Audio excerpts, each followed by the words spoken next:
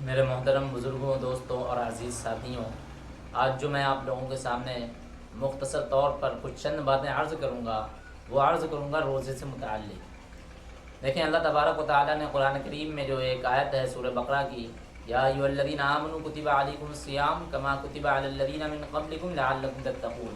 ایمان والوں، ہم نے تمہارے اوپر روزے فرض کیے گئے، اور یہ روزے ہم نے دوسرے اور اس سے پہلے لوگوں پر بھی فرض کیے گئے تھے، تاکہ اور ان روزے فرض کرنے کا مقصد ہے لعلکم تتقون، تاکہ تم متقی اور پرہیزگار بن جاؤ۔ اب دیکھیں، اللہ تعالیٰ نے 3 چیزیں بتائیں کہ تمہارے اوپر روزے فرض کیے گئے، اور ایسا نہیں ہے یہ خالی تمہارے ہی اوپر روزے فرض کیے گئے، یعنی اس امت پر، یعنی ایمان والوں کو ہی یہ روزے فرضیت کر رہے ہیں یا یہ روزے رکھنا ہے، بلکہ اس سے پہلے بھی لوگوں کے اوپر فرض کرے گئے تھے، وہ بھی روزے رکھتے تھے۔ یعنی پتہ چلا کہ ہر جو مذہب ہیں، آسمانی جتنے بھی مذاہب تھے، ان میں کسی نہ کسی شکل میں روزے ضرور تھے۔ اور آج یہی وجہ ہے کہ ہم جتنے بھی مذاہب کو دیکھتے ہیں دنیا میں، بھلے ہی وہ آسمانی ہوں یا غیر آسمانی ہوں، یعنی خدائی ہوں یا بغیر خدا کے ہوں، تو ان میں کسی نہ کسی شکل میں روزے کا کچھ نہ کچھ ہے ان کے اندر، روزے کا سسٹم، روزے کا احکام، روزے کے کچھ نہ کچھ ان کے اندر بھی چیزیں پائی جاتی ہیں۔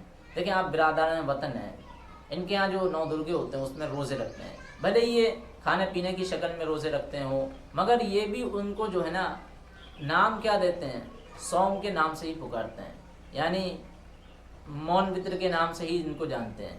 تو اسی طریقے سے اللہ تبارک و تعالیٰ ہم ایمان والوں کو بھی بتا رہے ہیں کہ دیکھو، روزے اس سے تم نڈھال نہ ہو جانا، یہ نہ سمجھنا کہ یہ اللہ تمہارے اوپر بوجھ ڈالنا ہے، بلکہ اس سے پہلے بھی لوگوں کے اوپر فرض کریں۔ اب تیسری چیز جو اللہ تبارک و تعالیٰ اسی آیت میں فرما رہے ہیں کہ دیکھیں، روزے رکھوانے کا مقصد ہمارا یہ نہیں ہے کہ ہم تمہیں جو ہے بھوکا کریں، ہم تم سے حلال چیزیں چھڑوائیں، ہم تم کو حلال چیزیں پینے سے چھڑوائیں، کھانے سے چھڑوائیں، اور جو چیزیں ہیں وہ روزے میں ہم تم سے چھڑوائیں۔ ان ساری چیزوں کا چھڑوانے کا مقصد ہمارا یہ ہے، ہم کو پریشان کرنا تمہارا مقصد نہیں ہے۔ اللہ رب العالمین ہے، اللہ احکم الحاکمین ہے، اللہ رحمان الرحیم ہے، وہ جانتا ہے کہ ہمارے بندے کو کس وقت کیا ضرورت ہے۔ جس طرح ایک ڈاکٹر جانتا ہے ایک بیمار کو کس بیماری میں کون سی دوا کی ضرورت ہے، اسی طرح وہ رب کائنات جانتا ہے کہ اس ہمارے بندے کو اس وقت میں کیا ضرورت ہے۔ فی الحال وہ ہمارا کریٹر ہے، وہ جانتا ہے۔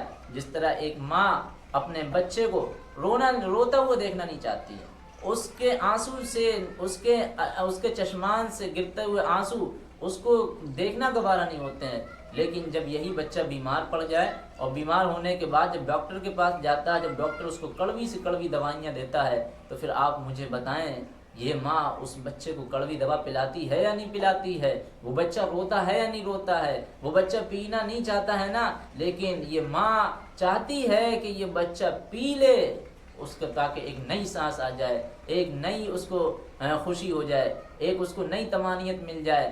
اور اس بچے کا رونا محض رونا ہے، لیکن جب یہ بچہ دوائی پی لے گا تو اس کی صحت بھی آ جائے گی، اس کا نتیجہ شفا میں نکلے گا۔ اسی طرح رب کائنات جانتے ہیں کہ یہ ہمارے بندے ہیں، ہم نے ان کو پیدا کیا ہے، اب ان کے اوپر روزے فرض کر رہے ہیں تاکہ یہ متقی اور پرہیزگار بن جائیں، ان کو ہمارا قرب و جوار حاصل ہو جائے۔ 11 مہینے آوارگی طریقے سے کھانا ہے، پینا ہے، اٹھنا ہے، بیٹھنا ہے، نافرمانیوں میں، گناہوں کی دلدل میں پھنسے رہنا ہے۔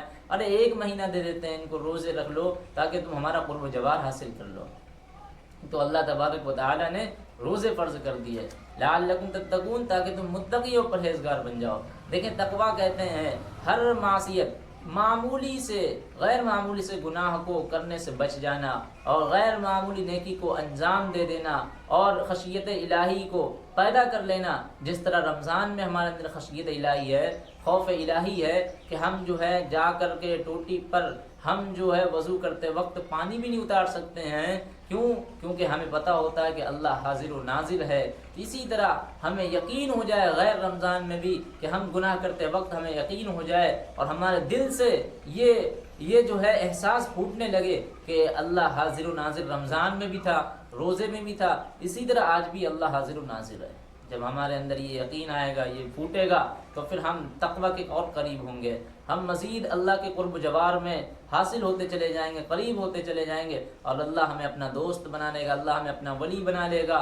اللہ کہہ رہا کہ تم ہمارے ہاتھ میں تو ہاتھ پکڑاؤ، دیکھو ہم تمہیں نہ اپنا دوست بنا لیں۔ اس لیے عزیز ساتھیوں، اللہ تمہارے کو جاتا ہے کہ تم تقوی اختیار کر لو، تم متقی بن جاؤ، تم پرہیزگار بن جاؤ، تم معصیت کو چھوڑ دو، تم جس طرح تم نے روزہ رکھا ہے حلال چیزوں کا، اسی طرح تم گناہوں کا روزہ رکھ لو، تم معصیت کا روزہ رکھ لو، تم نافرمانیوں کا روزہ رکھ لو، تم اللہ سے منہ موڑنے کا، اللہ کے جو احکام ہیں ان کو کرنے کا اپنے اندر جذبہ پیدا کر لو، اور ان کو عمل انجام دے دو، یعنی ان کو عملی جامے میں پہنا دو۔ یہ اللہ تبارک و تعالی چاہتے ہیں لعلکم تتقون سے، متقی اور پرہیزگار بننے کے لیے۔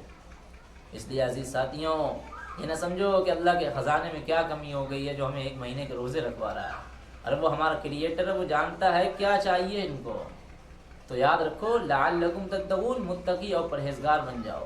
جب ہم متقی بن جائیں گے، پرہیزگار بن جائیں گے، اللہ کے دوست بن جائیں گے، اللہ کے ولی بن جائیں گے، تو پھر بتائیں نا، جب اللہ ہی ہمارے ہو جائیں گے تو ساری کائنات ہماری ہو جائے گی۔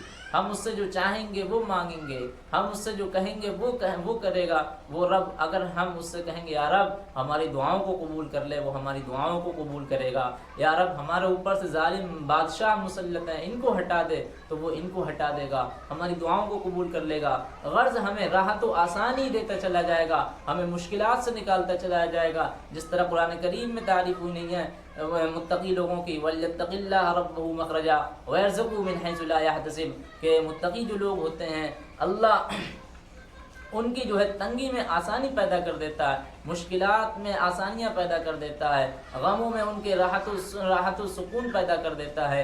اسی طرح جو ہے اور آگے ارشاد فرمایا وَلْيَتَّقِ اللَّهَ رَبَّهُ وَيَرْزُقْهُ مِنْ حَيْثُ لَا يَحْتَسِبُ، اور ان کو ایسی جگہ سے رزق دیتا ہے کہ ان کو گمان بھی نہیں ہوتا، ان کو اس کو پتہ بھی نہیں ہوتا، ان کو رزق دیتا چلا جاتا ہے۔ تو بس شرط یہ ہے کہ تم متقی اور پرہیزگار بن جاؤ۔ تو روزے کا مقصد متقی اور پرہیزگار بنانا ہے، نہ کہ آپ کو جو ہے جانچنے کا کام ہے، نہ ہی آپ کو پریشان کرنے کا کام ہے، اور نہ ہی رب کے خزانے میں کوئی کمی ہوئی ہے۔ وہ رب کے خزانے بے شمار ہیں، رب کی رحمتیں بے شمار ہیں، رب کے نوازشات بے شمار ہیں۔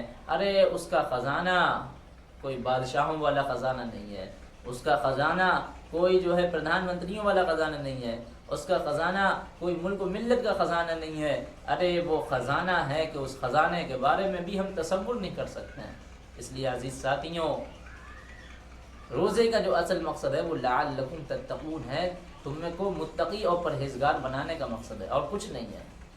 آپ دیکھتے ہوں گے کہ رمضان میں، اور ایک بات اہم جو سمجھنے کی ہے وہ یہ ہے، میں کہنا کچھ اور چاہ رہا تھا لیکن جو بات یاد آ گئی وہ کہہ دوں کہ دیکھیں، جو چیز اصل میں انسان کو تقوی سے روکتی ہے نا، یعنی نافرمانیوں کی طرف ابھارتی ہے، وہ چیز ہوتی ہے نفس امارہ۔ اس دل میں بیٹھا ہوا یہ نفس، جب ہم نفس کے خلاف اگر چلنے لگیں گے تو پھر یاد رکھو ہم اللہ کے قرب و جوار میں آگے بڑھتے رہیں گے۔ جب ہم اس نفس کی پیروی کریں گے، اس نفس کے پجاری بن جائیں گے، تو پھر ہماری اللہ سے بھی دوری ہوگی، اور ہم اس نفس کے پجاری بنتے چلے جائیں گے، اور اللہ کہیں گے تم نے تو اسی کے لیے عبادتیں کری تھی، تم نے تو اسی کے لیے ہی، تم نے تو خدا ہی اسی کو مانا تھا۔ تو نفس کی پیروی نہیں کرنا بلکہ رب کی پیروی کرنا، اور اسی کو نبی اکرم صلی اللہ علیہ وسلم نے بتلایا۔ صحابہ جب ایک گھمسان کی جنگ تھی، واپس آئے تو کہا افضل الجہاد من الجہاد الصغیر الی الجہاد الاکبر، کہ چلو ایک چھوٹے جہاد سے ایک بڑے جہاد کی طرف چلتے ہیں۔ صحابہ حیران ہوئے، کہا یا رسول اللہ بڑا جہاد کون سا ہے؟ یہاں گھمسان کی لڑائی چل رہی ہے، جنگ ہو رہی ہے، اور اس سے بڑا کیا جہاد ہے؟ فرمایا اپنے نفس کے خلاف چلنا، اپنے نفس کے اپوزٹ میں چلنا، اپنے نفس کی پیروی نہ کرنا، یہ سب سے بڑا جہاد ہے۔ اس لیے عزیز ساتھیوں، اور اگر کوئی چیز نفس کو دبا سکتی ہے، نفس کو کچل سکتی ہے، نفس کو مار سکتی ہے، نفس کو ختم کر سکتی ہے، نفس کو نچوڑ سکتی ہے، اور اس کو جو ہے مار مار کے بھوت بنا سکتی ہے، تو پھر یاد رکھو وہ روزہ ہے۔ اس لیے تم سے روزہ رکھوایا جا رہا ہے تاکہ تم نفس کے خلاف چلنے لگ جاؤ، نفس کے اپوزٹ میں چلنے لگ جاؤ، اس لیے تم سے روزہ رکھوایا جا رہا۔ دیکھو روایتوں میں آتا ہے کہ اللہ نے 2 چیزوں کو پیدا کیا، عقل کو پیدا کیا، نفس کو پیدا کیا۔ جب عقل کو پیدا کرا تو اس سے پوچھا کہ بتا میں کون ہوں اور تو کون ہے؟ تو اس عقل نے کہا انا انا عبدک، یعنی اس نے عقل نے کہا انا میں ہوں، اور انتا ربی، تو میرا رب ہے۔ اس عقل نے تسلیم کر لیا کہ میں چھوٹا ہوں، تو میرا رب ہے، تو میرا پالنہار ہے، تو میرا خالق ہے، تو میرا مالک ہے۔ تو اس اللہ تبارک و تعالیٰ نے پھر اس عقل کو دیکھو کیسی بلندیوں سے نوازا، کیسی صفات سے، کیسی خصوصیات سے نوازا کہ وہ عقل بن گئی۔ یہی وجہ ہے کہ جس آدمی کے پاس عقل ہوتی ہے وہ ساری دنیا کو ہانکتا ہے، ساری دنیا کو چلاتا ہے، لیکن جس کے پاس عقل کی کمی ہوتی ہے وہ نہیں چلا پاتا ہے۔ تو کیا وجہ ہے کہ اس نے اقرار کرا، اس نے اپنے کمتر ہونے کا اقرار کرایا، تو فرمایا تمہیں عزت سے نواز دیا گیا۔ جب اسی نفس کی باری آئی، اس نفس سے پوچھا کہ بتا میں کون ہوں اور تو کون ہے، اس نفس نے کہا انا انت، تو ہے، میں ہوں۔ یعنی اس کے اندر میں بھسا ہوا ہے، اس کے اندر اب جو غرور ہے، اس کے اندر تکبر ہے۔ تو اللہ تبارک و تعالیٰ نے کہا اس کی سزا مقرر کرو۔ اس کی سزا کیا ہے؟ اس کو جو ہے 100 سال تک آگ میں جلاؤ۔ جب 100 سال تک اس آگ میں جلایا گیا، تپایا گیا، اور جو ہے اور جھلسایا گیا، پھر اس کے بعد نکالا، پھر پوچھا کہ بتا اب کون ہے؟ فرمایا وہ نفس پھر کہنے لگا کہ میں ہوں اور تو ہے، یعنی انا انت۔ تو پھر کہا اب پھر اس کو سزا دے دی جائے۔ 100 سال تک پھر آگ میں جلایا، پھر جلانے کے بعد پھر اس کو نکالا، پھر حاضر کرا، اب پوچھا اب بتا اب کون ہے؟ کہنے لگا کہ میں ہوں، تو ہے، یعنی اس کا غرور اب بھی نہیں ختم ہوا۔ تب جو ہے تب جا کے اللہ تبارک و تعالیٰ نے کہا کہ اب اس کو کیا سزا دی جائے؟ اب اس کو سزا ایسی دی جائے کہ اس کو 100 سال تک روزے رکھوائے جائے۔ جب اس نے 100 سال تک روزے رکھے، روزے رکھنے کی بھوک اور پیاس کی شدت برداشت کری، جب اس نے برداشت کرنے کے بعد پھر اس سے پوچھا اب کون ہے؟ کہنے لگا انا عبدک انت ربی، میں تیرا بندہ اور تو میرا رب ہے۔ اس لیے عزیز ساتھیوں معلوم ہوا کہ اگر کوئی چیز نفسانی خواہشات کو کچل سکتی ہے، انسانی نفسانی خواہشات کو اگر کوئی ختم چیز کر سکتی ہے، تو پھر وہ روزے سے بہترین کوئی چیز نہیں ہے۔ اس لیے عزیز ساتھیوں یہ تو روزے کا مقصد ہے، یہ روزے کی فرضیت ہے، ورنہ تو اور اس کے کیا فوائد ہیں؟ اس کے فوائد بے مثال ہیں، اس کے فضائل بے شمار ہیں، حدیث میں فضائل ہیں، اس کے کیا اجر و انعام ہے روزہ رکھنے والوں کے لیے، اور کیا اجر و انعام ہے اس دنیاوی فائدے میں روزہ رکھنے والوں کے لیے۔ آپ اگر پڑھتے ہوں گے، لوگوں کی ہسٹریاں پڑھتے ہوں گے، اگر آپ کچھ ریسرچیں پڑھتے ہوں گے، تو آپ کو پتہ چلتا ہو، کبھی آپ روزے کے بارے میں پڑھنا، پتہ لگے گا کہ روزہ یہ کتنی بڑی نعمت ہے ہم لوگوں کو جو ملی ہے۔ یہ روزہ کتنی بڑی دولت ہے جو آج ہم لوگوں کو ملی ہے۔ لوگوں نے یہاں تک کہا ہے کہ اگر اسلام اپنے ماننے والوں کو کوئی احکام نہ دے بھی دیتا، کوئی احکام کوئی چیز نہ بھی بتاتا، لیکن صرف روزہ بتا دیتا، تب بھی اسلام کے پاس دنیا کے اور مذہبوں کے مقابلے میں اسلام کے پاس جو بڑی نعمت موجود تھی وہ کسی اور مذہب کے میں نہیں وہ موجود ہے نعمت۔ یہ روزے کی اہمیت ہے، یہ روزے کی خصوصیت ہے، یہ روزے کی جو ہے برکات ہیں، یہ روزے کے انوارات ہیں، یہ روزے کے جو ہے فضائل ہیں۔ آپ روزے کو چھوڑنا ہے لعلکم تتقون، تاکہ تم متقی اور پرہیزگار بن جاؤ، تمہیں ستایا نہیں جا رہا ہے۔ آپ جانتے ہوں گے کہ جب شیطان نے آدم علیہ السلام کو سجدہ نہیں کرا، تو پھر آپ مجھے بتائیں کہ اس نے سجدہ کیوں نہیں کرا؟